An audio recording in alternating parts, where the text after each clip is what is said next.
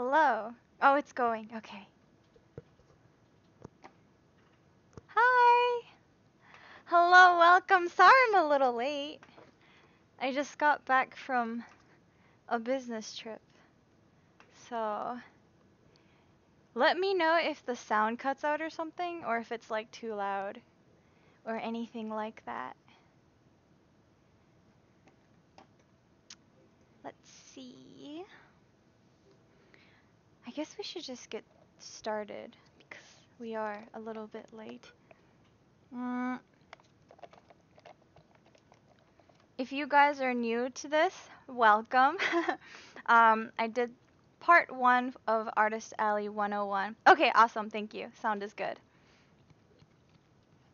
So I did part 1 of Artist Alley last week, and we talked about kind of the background for some of rules for Artist Alley, and also some discussions about making products and stuff. My camera keeps like wiggling, I think because I keep kicking this table. And so today I wanted to move on and talk about applying for conventions, and if we have a little bit more time, go into preparing for conventions.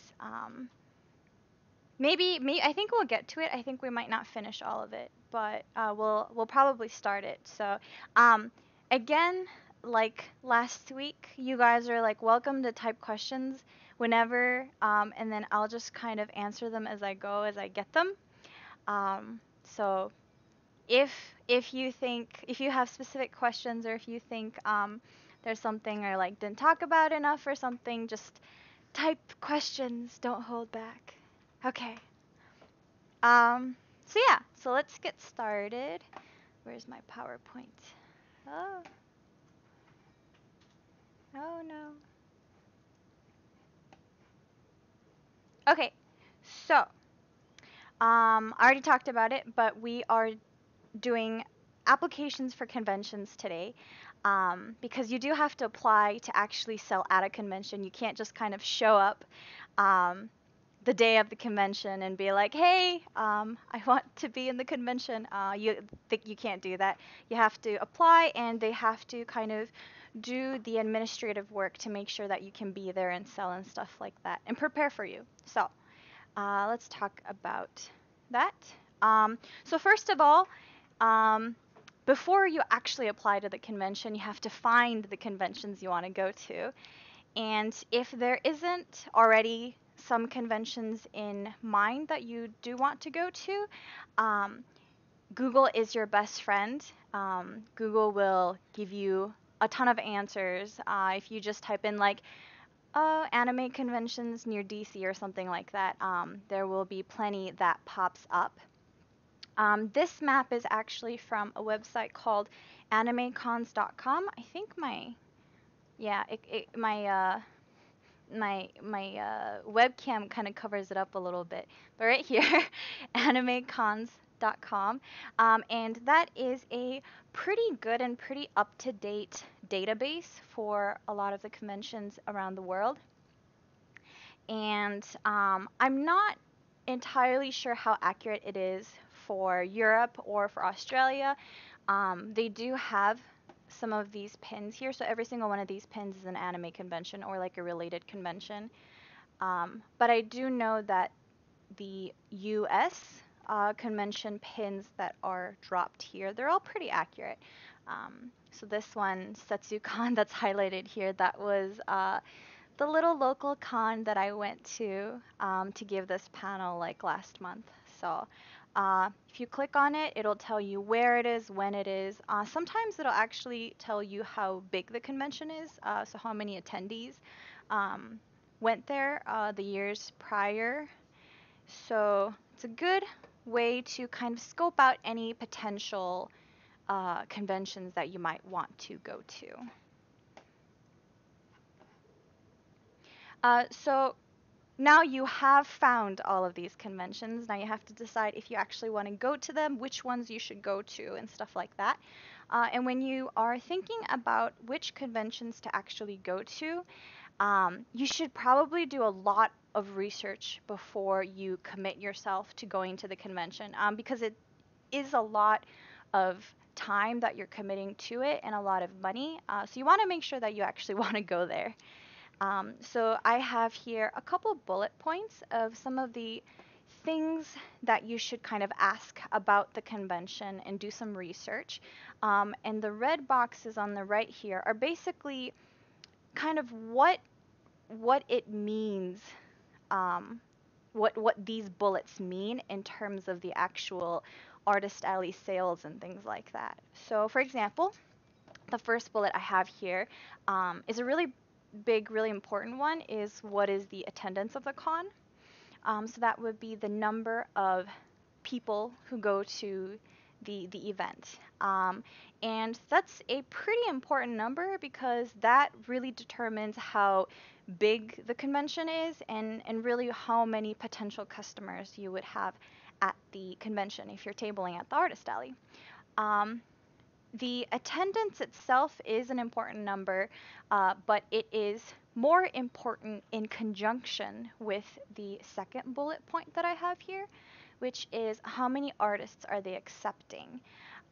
So if you look at both of the number of artists that they're accepting and the number of attendees going to the con, you get a customer seller ratio.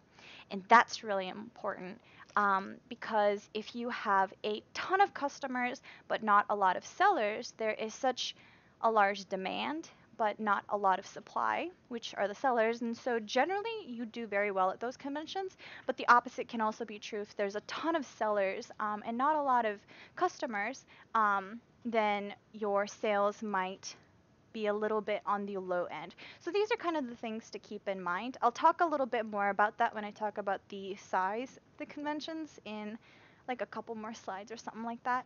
But another thing you should really consider is how far away the con is. Sorry. And that's pretty straightforward. The further away the convention is, the larger, generally, the amount of money it'll cost to get there. So if it's a really local con, it's just like the next city over or something, you can just drive your car and maybe all you need to pay for is the gas. But if it's like across the country, then you're going to need to set aside flight money. You have to make sure you are timing it properly to get there. There's a lot more planning involved when it's something that's that far away. So farther away con, probably more expensive. How much is the local cost of living is another thing to consider. If the local cost of living is really high, it means that while you're there, your food costs will be really high and your hotel is probably going to be really high also. So if you go to a convention in, say, Detroit, it's not going to cost the same as a convention in New York just because the local cost of living is so drastically different.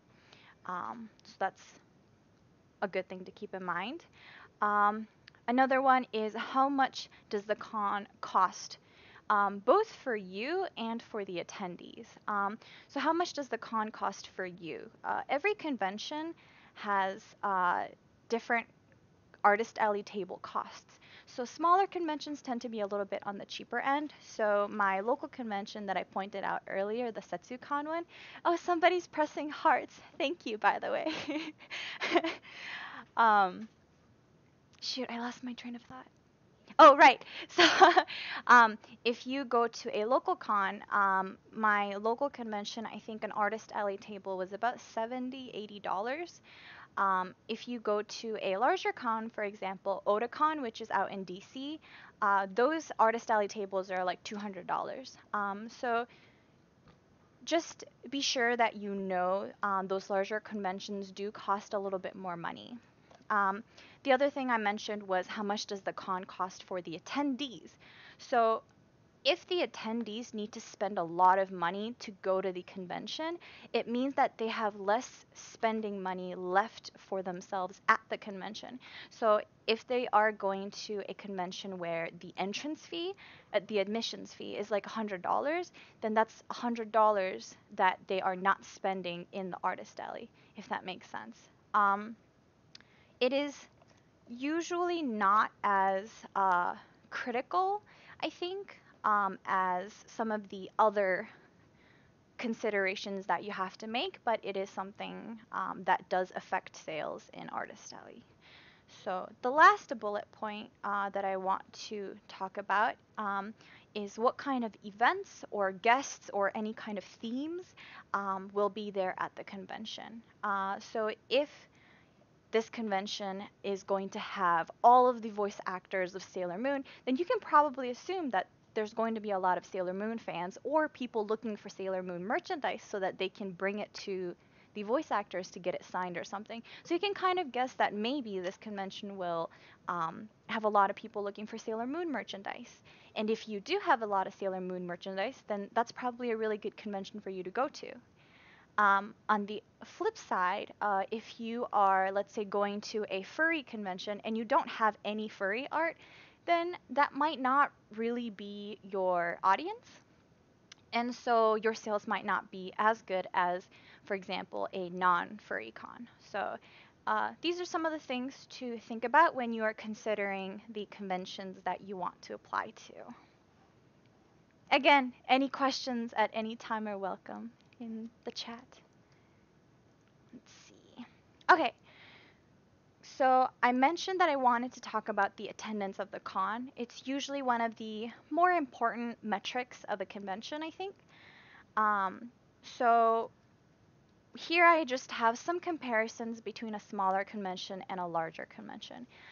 If you have a smaller convention, generally the crowd or the attendees is a little bit smaller, and it is probably a little less costly for everybody, just because the event is a little bit smaller. They're charging probably a little bit less. The tables are probably a little bit cheaper. Generally, smaller conventions tend to be lower cost. Because there's not a lot of people walking around in the convention as a whole, generally smaller conventions give you a lot more downtime to talk to congoers and other artists. And so if you are looking to do some networking, maybe a smaller con is a better idea for you, where you can have a lot more time where you're not really trying to sell your stuff, that you can talk to other artists or other fans, other congoers. The last thing is that if it is a smaller convention, generally the artist alley is a little bit smaller also, just because you do have to maintain sort of a realistic seller to con attendee ratio. So in a smaller artist alley, it is a little bit easier for your artwork or your merchandise to stand out. And so if you think about, like, if you are in a artist alley with like 20 different artists and you have one print of like Kingdom Hearts and it is the only Kingdom Hearts print in the entire artist alley, then whoever is looking for Kingdom Hearts is they're probably going to buy your print. But if you are in a convention with like 200 people, then there's probably going to be like 10 other artists that have a Kingdom Hearts print. And so it is a little bit more difficult for you to stand out. But generally, if you have a bigger convention, there's a lot more customers walking around also. So generally, usually it kind of evens out, but it is things to keep in mind. Now, some stuff about larger conventions. It's basically everything opposite from the smaller conventions. So larger conventions are generally higher cost, but potentially a lot higher profit because, again, there's a bigger group of potential customers going to your artist alley. So it has the potential to be very high in profit. In my experience, the larger conventions are very long hours. So Otakon is like generally 12 hours. I think one of the days it's like 13 hours or something crazy like that. But that's not an uncommon number, where the hours are just very long. And because there's so many people in the convention itself, the attendees walking around, sometimes it can get really, really, really busy. And I've had cases where when I went to Anime Central, me and my friend were sharing a table, and I think the entire Sunday, which was maybe like 6 hours of artist alley. We like had no time to sit down because it was so busy the entire day. So it doesn't give you a whole lot of time to really interact with your customers or other artists. So if that's something that you're looking to do, maybe a bigger convention is not the greatest idea. But if you don't really care about networking and if you really just want to try to get your artwork out there as much as possible, then a bigger convention might be better for you. And Takoyaki said no time to eat, which is definitely true. Sometimes if it's really, really long hours, it's very hard for you to leave your table or get food. And I will talk a little bit more about that in the actually selling at the convention section, which I think will be next week. But I will mention that. But that's a really good point. And then I did mention that if it's a larger convention, that it is a little bit easier to get drowned out in a sea of artists. And I do want to point out that there are cases I've heard where it happens pretty often actually, where if the convention is extremely big, like 200, 300 artists, then a lot of times it's so overwhelming that congoers don't really want to walk around and browse. They actually just kind of pick out the artists that they follow on social media or that they've heard of and then go straight to their tables. And so if you have a really strong social media following, then that's great. You probably will still do just fine. But if you are maybe just starting out, you're not really well known or anything like that, a larger convention might be a little bit harder to start out with. Usually, if you are beginning or just getting started, I think doing a really big convention right away is really overwhelming. So I would suggest starting out with a smaller convention, more local, maybe a little bit less cost, just to kind of ease yourself into it. Or if you really want to try a large convention right off the bat, I think it would be a really good idea to go with friends, maybe share a table and stuff like that. But I'll also talk about that a little bit more. So here I just have a couple of examples and kind of the numbers that I'm talking about when I say smaller or larger conventions.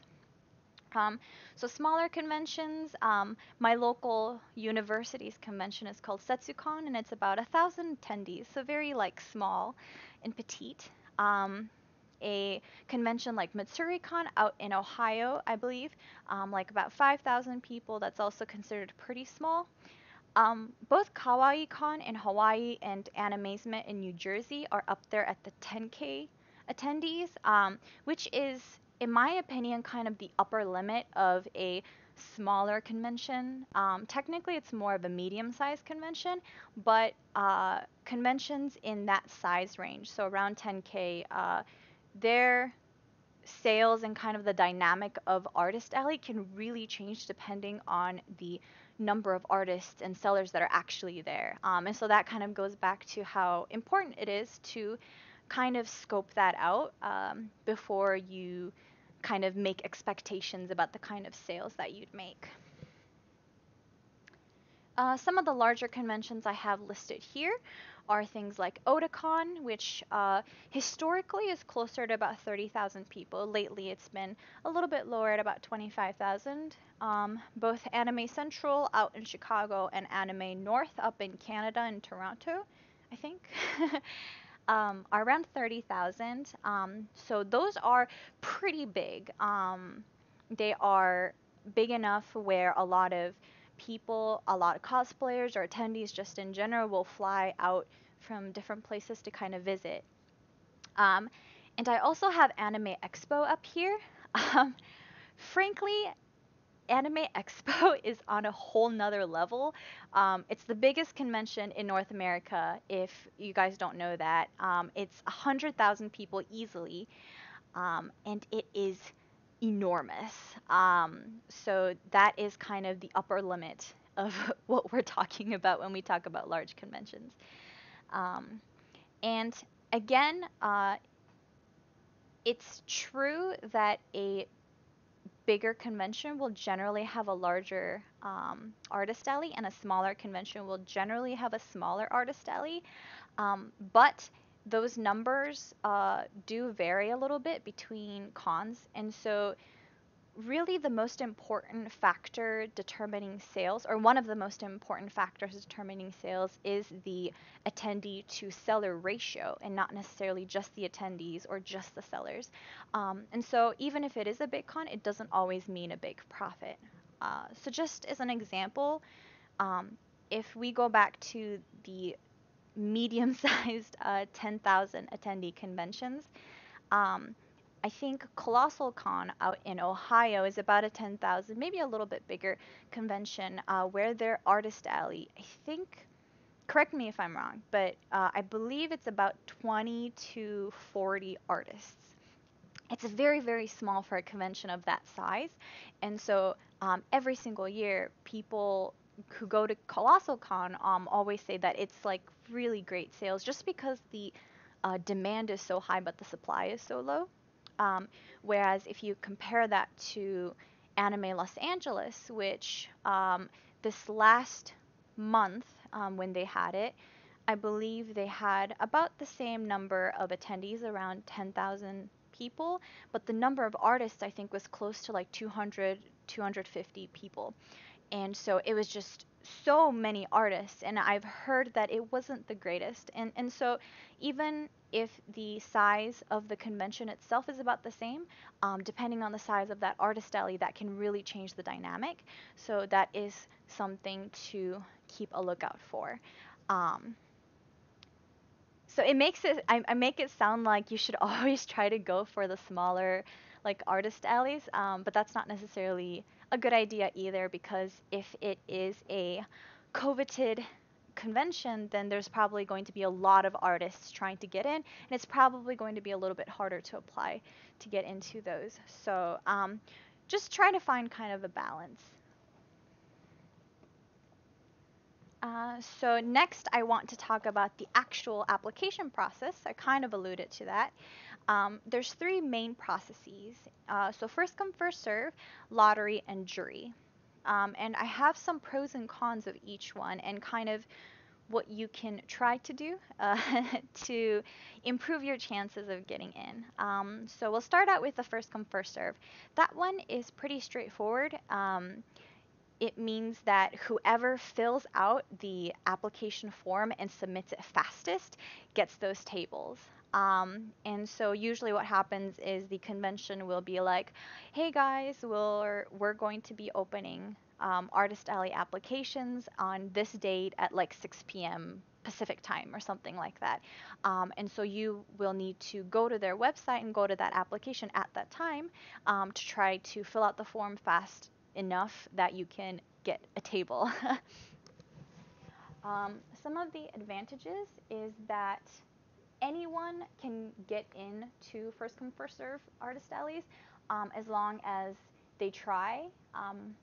Mostly, I'll talk a little bit more about that, but it is open to everybody. Anybody can get in. The downside is that it is really, really stressful. For smaller conventions, it might not be so much, but if you have a bigger convention and you have 500 artists trying to apply for a limited number, let's say like 100 tables, then you have this massive influx of traffic going to that website. And what happens is that a lot of times it will either crash your website so that it's essentially up to kind of luck as to whoever gets that form to actually load, or it just becomes kind of a race to see who has the fastest internet. Um, and it's really kind of unfortunate, but that is what happens with the bigger cons. So for Anime Expo, when I tried to apply this last year, it went straight from like Artist Alley form is not live yet to Artist Alley tables are all sold out in one refresh button click. So a lot of times what happens is that artists will just camp out at the website and press refresh like crazy, and it is extremely stressful. But if you try really hard, anybody can get in, and if it is a smaller con, just make sure that you try to get there as fast as you can, and people who really want to will probably get in if it's a little bit smaller con. But it is stressful for the larger conventions where the tables sell out in seconds, so that's something to keep in mind. The second one is lottery, and that one is, oh, is my mic okay? Maybe I should go this way. um, I can't tell if like I sound okay if both of my headphones are covering my ears, so I have to like leave one ear open. But anyways, back to the application processes. So the lottery process is, I think, the most simple. So there will be a period of time where the application is open on the convention's website. And you kind of go in, fill out the form on your own time, and then maybe a month later or something like that, the convention staff will kind of just a lottery pick out a couple people that that will then go on to get those tables. So some of the advantages of having a lottery application process is that, again, like first come first serve, it's really open to anybody regardless of skill level or anything like that. And because it is kind of a fill out the form on your own time thing, it is relatively stress free. All you need to remember is like, oh, I need to fill out that form sometime during this week or sometime during this day. The unfortunate things about lottery, thank you, okay, my mic is okay. The unfortunate thing about lottery is that there's honestly nothing you can do to improve your chances. It's pure luck for the most part. Um, and so you can't like try to fill out the form faster or have a really nice portfolio or anything like that. You just kind of leave it up to fate, I guess. So that's the only downside of lottery. The last one is jury. So a juried application process means that the convention staff will have a time period where the application is open, kind of like a lottery, and then they'll go through all of the applications and all of the portfolios to kind of see if you would fit their convention for that year. The advantages of jury is that if you are a really good fit for the convention, you would probably get in. Or if you put a lot of effort into your portfolio, try to be really professional about it, it does improve your chances of getting in. So there's quite a bit of stuff that you can actually actively do in order to try to get into these conventions. On the downside, the acceptance does depend on a jury, which means that your artwork is being judged and unfortunately being compared to others just because that's how jury works. Um, and so if you are just starting out or if you don't have, yeah, so if you're really just starting out, then it might be a little bit harder for you to be accepted into some of these juried conventions. Um, so that's kind of a quick overview of all three main types of application processes. They also do have combinations of these. So some places have a first come first serve jury, which would mean that people would fill out their portfolio and then the staff will kind of go through each of the applications and kind of decide, oh, is this person a good fit? Okay, and then we take them and accept them into Artist Alley. And they kind of do that until all of the spots are filled. And so for first come first serve jury, if you submit your portfolio late, even if you're a really, really good fit, you might not get in just because all the slots might already have been filled. Or they might have a juried lottery, which means that they will place people in different categories. So things like 2D artists, mainly illustration based artists, mainly craft artists, kind of separate them. And then from each category, do a separate lottery. And so that kind of gives a really good, really even type of artist alley with a lot of different types of wares. So these are all possibilities. So every convention again is very different. So I would recommend you read their FAQs or their artist alley information, and they will probably, well, they have to have that kind of information there, so you can kind of prepare yourself. Um, so first come first serve in lottery. There's not a whole lot you can do to improve your chances. I mean, for first come first serve, you can, click refresh as fast as you can, or like maybe buy fast internet. But lottery, there's honestly not a whole lot you can do. So I do kind of want to talk about um, the stuff that they look at during the application. So first, we'll talk about stuff that all conventions check. So when you fill out the application, they'll check your age and your name, etc. Your age might be really important because there are conventions that only allow people above a certain age. I think in general, all conventions require you to be at least 18 by the time the convention comes around, because you're selling things, and technically you're supposed to have tax IDs and seller's permits, and that's all stuff that I'll talk about later. But usually the limit is 18, or if you're not 18, they might require you to have a guardian signature. So that's something that you'll need to check. Um, Name and things, just to make sure that your names are actually correct, and match your ID. And this is something that you'll have to do with gender too. Unfortunately, um, if you don't affiliate yourself with the gender that's on your official ID, sometimes if they do ask in the application, that's for checking to make sure that you are the person that your official ID says.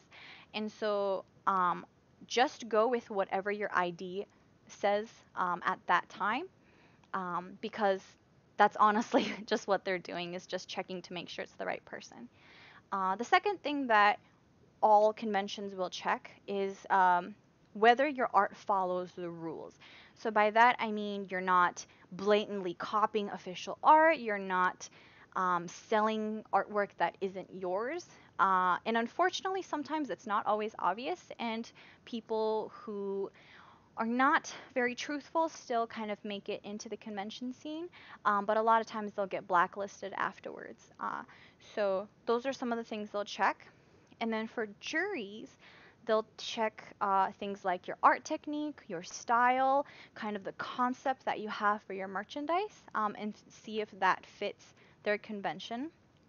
And sometimes they'll also have convention specific rules. So there might be a convention that says absolutely no stickers, which is actually really common. Unfortunately, when people sell stickers at artist alleys, some of the congoers, the very few that kind of ruin it for a lot of other people, they take the stickers and put it all over hotels in the convention venue. And unfortunately, that's considered vandalism. And a lot of hotels and conventions have basically laid down a rule that says nobody can sell stickers.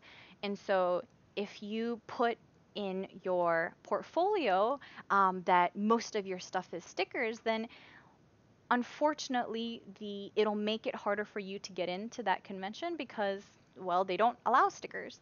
So these are some things that you'll have to think about. All in all, every convention is different, so just make sure you read all the rules beforehand, and kind of cater your application to that specific convention, and make sure that all of your info is correct. So those are some of the things that can help you uh, when you're applying for the conventions.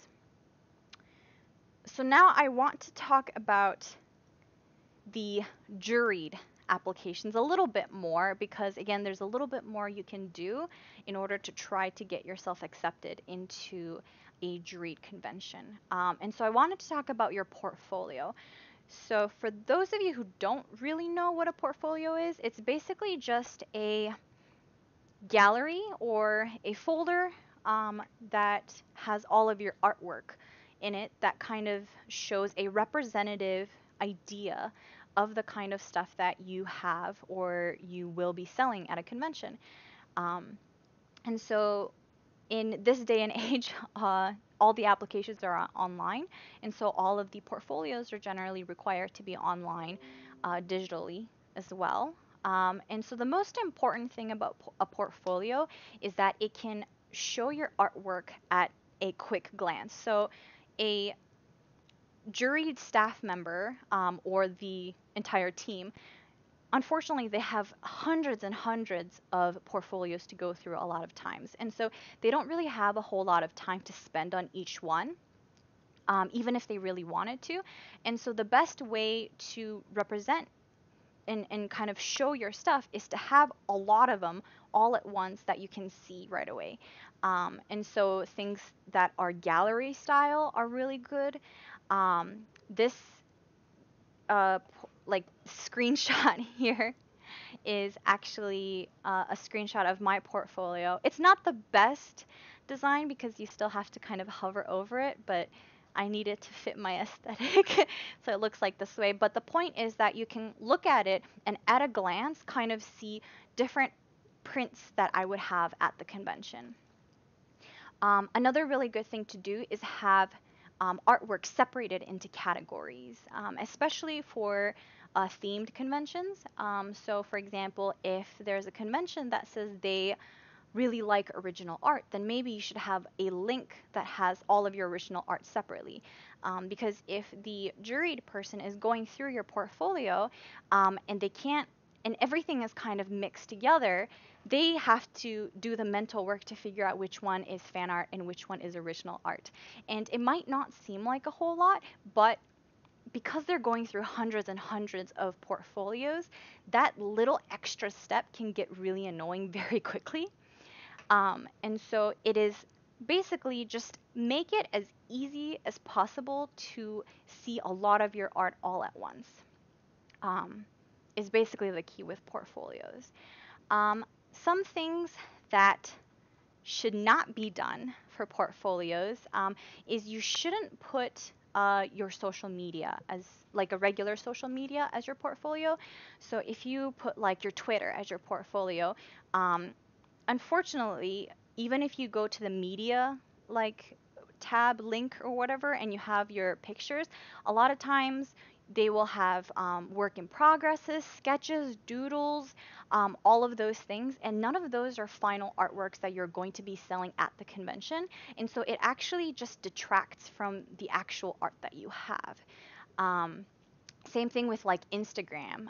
If they're looking for artwork that you're planning to sell at the artist alley, they don't really care that you got this really fancy coffee at this cafe on this day. And so don't put social media, especially if it's not specifically catered to be a portfolio type of art. A second type of portfolio that is generally not a good idea is a scroll type portfolio. So things like Tumblr blogs where you basically have like a single column of artwork and you kind of have to scroll through all of it. Um, yes, the jury person can just scroll through all of your artwork, but um, a lot of times that extra step does add up again because they're going through like hundreds and hundreds of portfolios. And so usually what happens is they'll kind of go through like the first three and then they'll kind of stop. And they'll just kind of take those three as your representative artwork. And maybe like your best picture isn't until like the fifth or sixth one, but sometimes they might not even get there if it's a scroll type portfolio. So it's really just a good idea just to have them have all of your artwork visible right at a glance. Um, so I will kind of reiterate some of the good portfolios examples and some of the bad portfolio examples.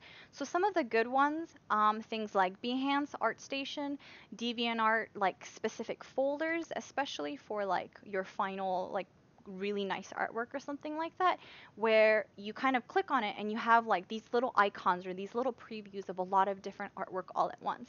And then the jury can just like see whichever one kind of catches their eye and then kind of click on it if they were interested in seeing more. Um, it's also okay if you specifically make a blog or a website catered for a portfolio, and so you just have all of your nicest, like pretty print artworks or crafts all laid out so that you can see them all at once. So that's okay if you self build a portfolio like that. But some of the bad examples of portfolios would be Twitters, because even if, first of all, most Twitters have mixes of like memes and like screenshots and like your gotcha rolls and stuff like that. And jury staff probably don't want to go through all that when they're looking for their artwork. And even if it is solely for art, it is generally a scroll type. Um, Picture system, and so it is not the best. Tumblers usually have that single or maybe double column where they have to scroll through it. They could go to archive, but that's one extra click that the jury people have to do. And unfortunately, most conventions actually outlaw Tumblr as a portfolio site because a couple years ago when Tumblr was really big, people would just send their kind of personal Tumblr link where it had mixes again of like memes and like random reblogs and stuff like that. And so juries would have to go through like tons and tons of pages before they actually found any art.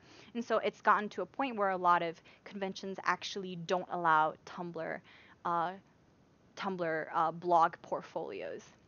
Some places say that as long as it is built to be like a portfolio and have those icons and stuff, it's okay.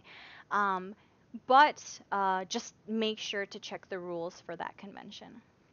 And lastly, things like Instagrams or blogs that mix sketches and WIPs with your actual artwork that you'd sell. Again, those are not a really good idea because that means the jury has to do mental work to figure out which one is your best artwork and which ones you aren't really planning to sell. And it seems simple, but it's one extra step that the jury would have to do for hundreds and hundreds of portfolios, and unfortunately, it just gets really tiring. So, and one thing I do want to mention is that if you do apply for a juried convention and you are rejected, it doesn't mean that your art wasn't good. A lot of times, usually, it just means that the con felt that you weren't a good fit, or maybe that year there were a lot of people that applied that had a similar art style to yours, or something like that. Um, so when a convention is picking artists, they have to pick artists that they feel most fits the convention theme or the convention ideals. And then also think about kind of getting like a variety of artists come in so that the convention goers can kind of have like a wide range of things that they can look at. So it doesn't necessarily mean your art is bad. Just try again next year. Don't take it personally. Okay. So now we talked about the most of the application process. There's one more thing I do want to mention, and that is sharing tables. So I mentioned earlier that if it is your first time, it's a really good idea to apply with a friend maybe and share your table. Um, but you do have to make sure that the convention allows it. So if it's a juried convention, a lot of times they won't allow sharing after one person has been accepted, but not the other person. So if you applied and your friend didn't apply, you guys can't table together if it was a juried convention, is usually the rule.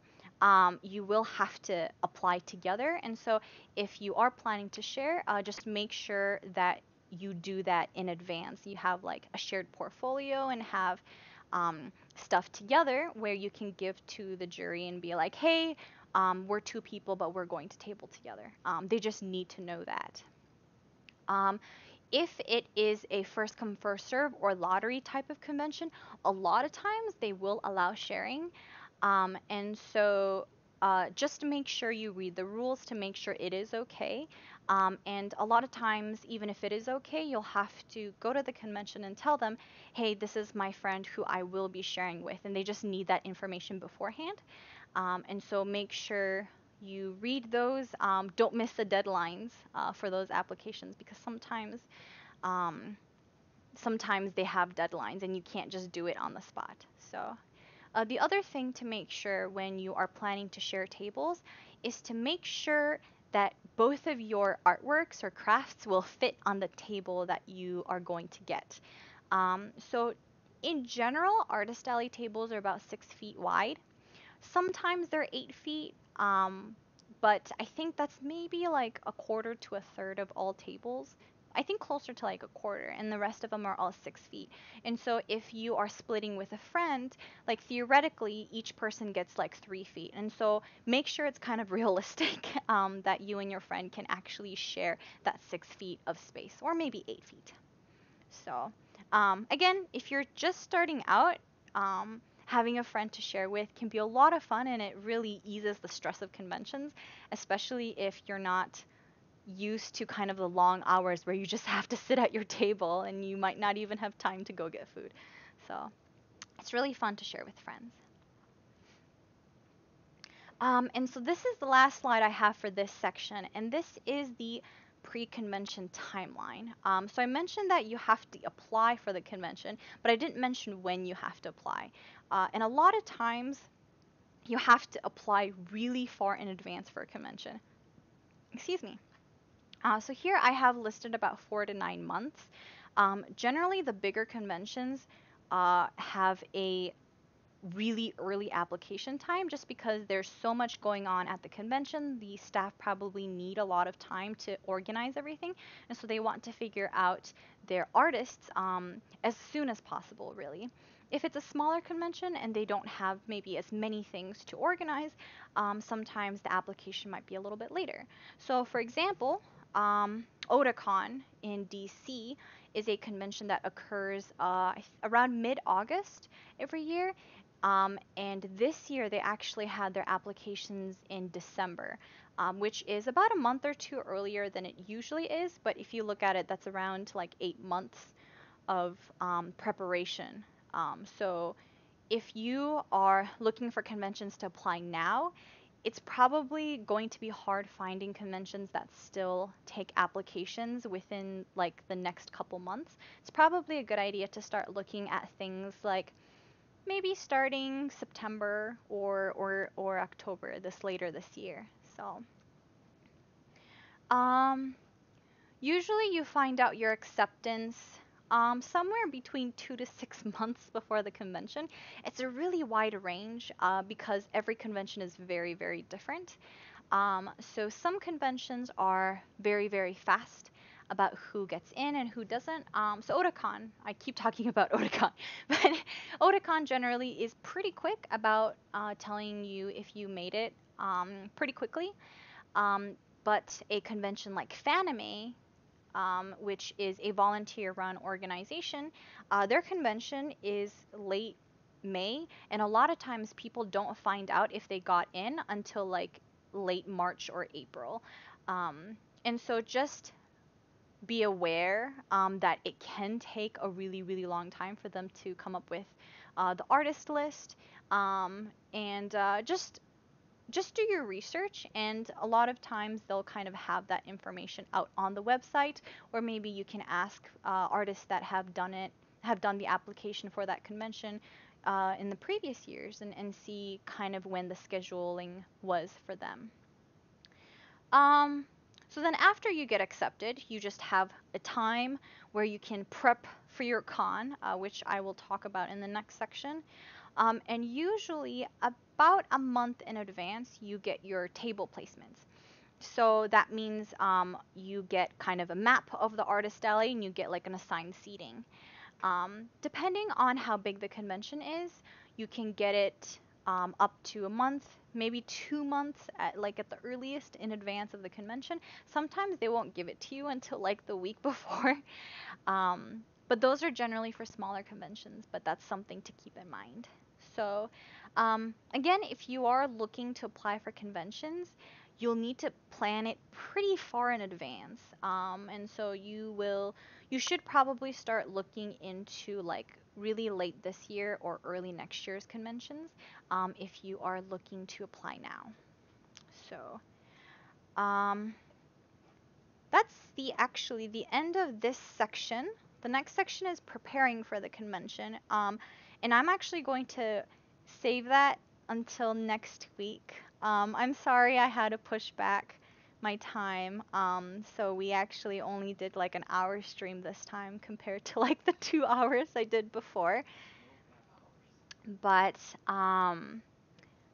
yeah, we'll talk about preparing for the convention next week.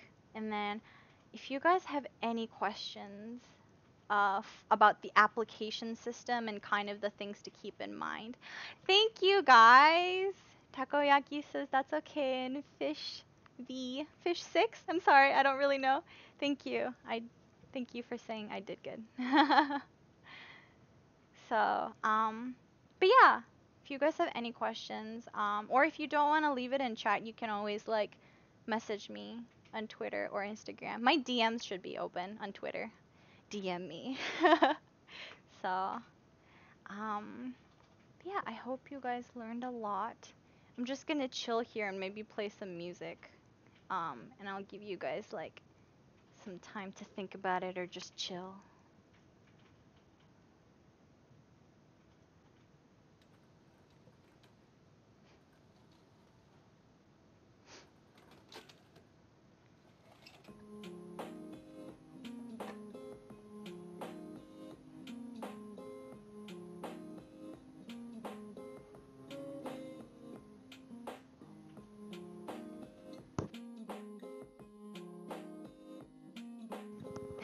Slide into my DMs, yes.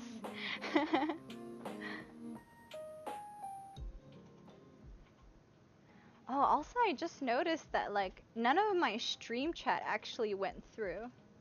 Oh yeah, you're welcome. Takoyaki says thank you for the info. You're welcome. I hope it was useful. I just have like random knowledge of conventions at this point that I need to like get out of my system.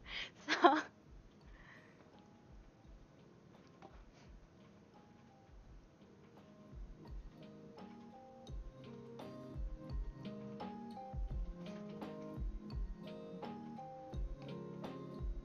yeah, weird. My like chats don't come in.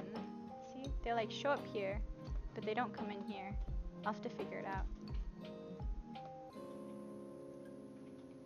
Oh wait, now it did. Oh, that was weird. It had to like refresh. Okay.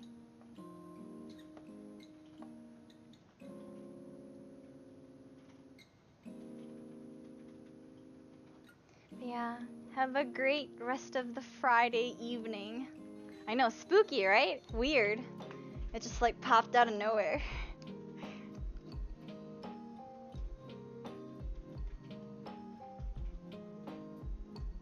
You can ask me anything related to AA. I might not know the answer depending on what it is. But I will do my best to answer all questions. So, yeah, any questions related to AA is okay.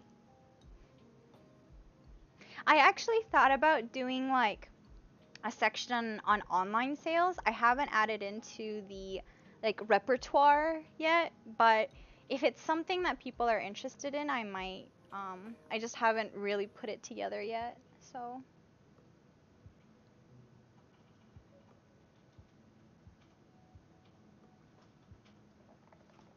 I got bubble tea at DC and I drove it all the way back to Pennsylvania.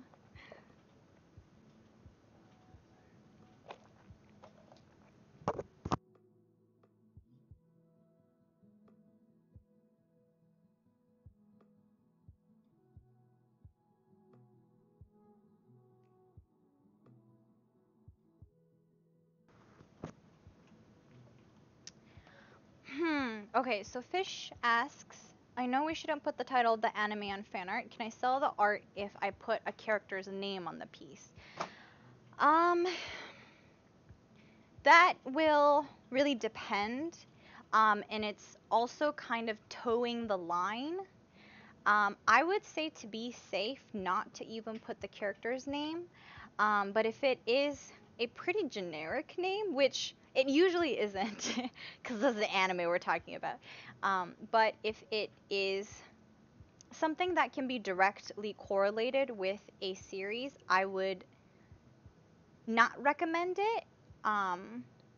But I don't have any experience with that kind of case specifically, so I can't say for sure if you will still get cease and desists. But I don't really recommend it. Okay.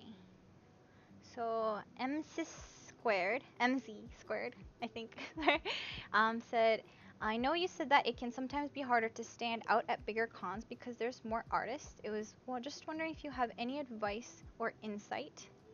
Oh, and yes, bubble tea is the best. So for at bigger conventions, if you don't really have a good internet following, you honestly can only rely on what you have at the convention, meaning things like your setup. So your setup is probably going to be a really important factor. So really making sure that your artwork is visible to everything. Try to make your art stand out as much as possible, rather than relying on specific fandoms or like your name.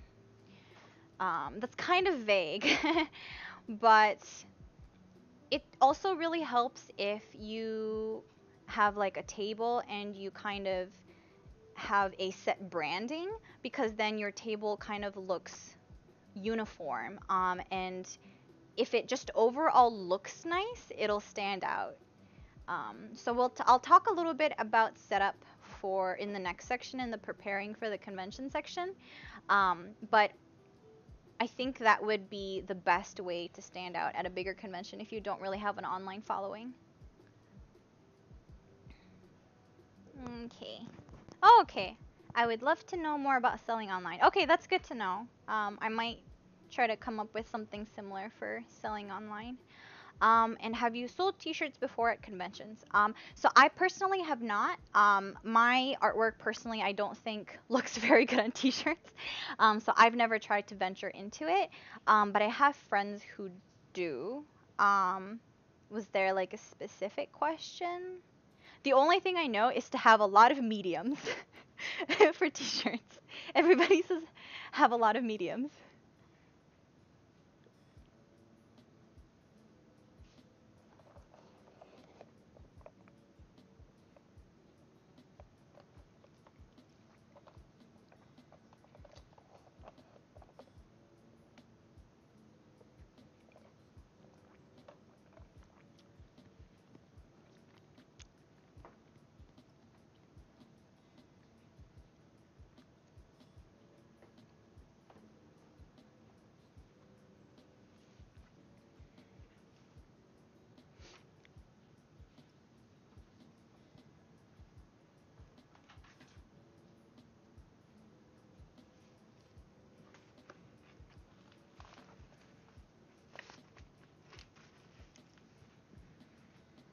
A lot of people ask me, isn't it copyrighted if you sold fan art on t-shirts? Would love to know your thoughts.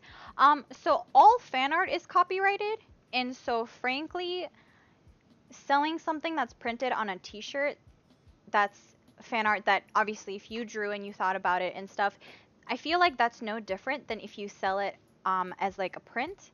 The only difference is that there are a lot of conventions who consider t-shirts a separate category, and you might not be allowed in the artist alley. But in terms of a copyright kind of thought, it's actually no different than if you just do fan art prints or like fan art charms. So everything is technically copyrighted, and we're really towing like the gray line here. Um, Basically, if they ask you to take it down, you have to take it down.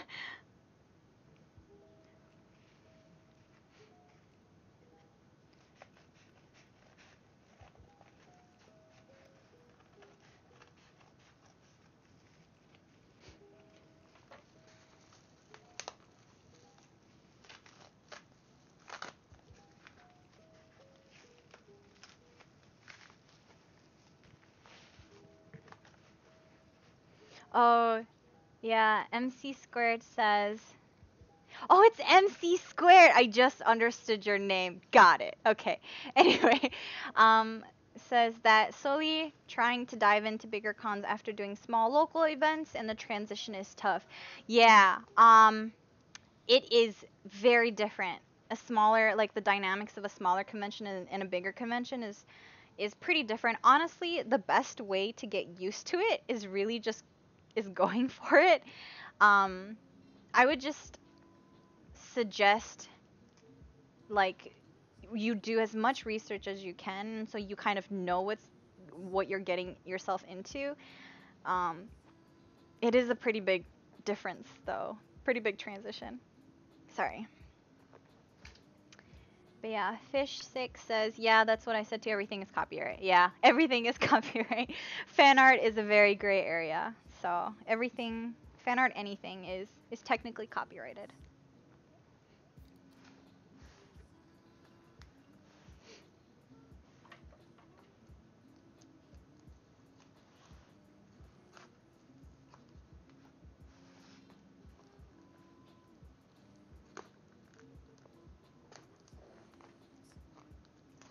Oh yeah, I did mention that like to do as much research as possible, but frankly, you can't beat experience.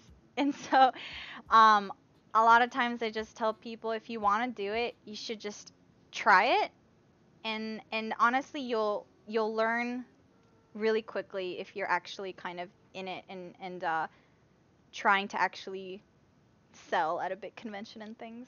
So,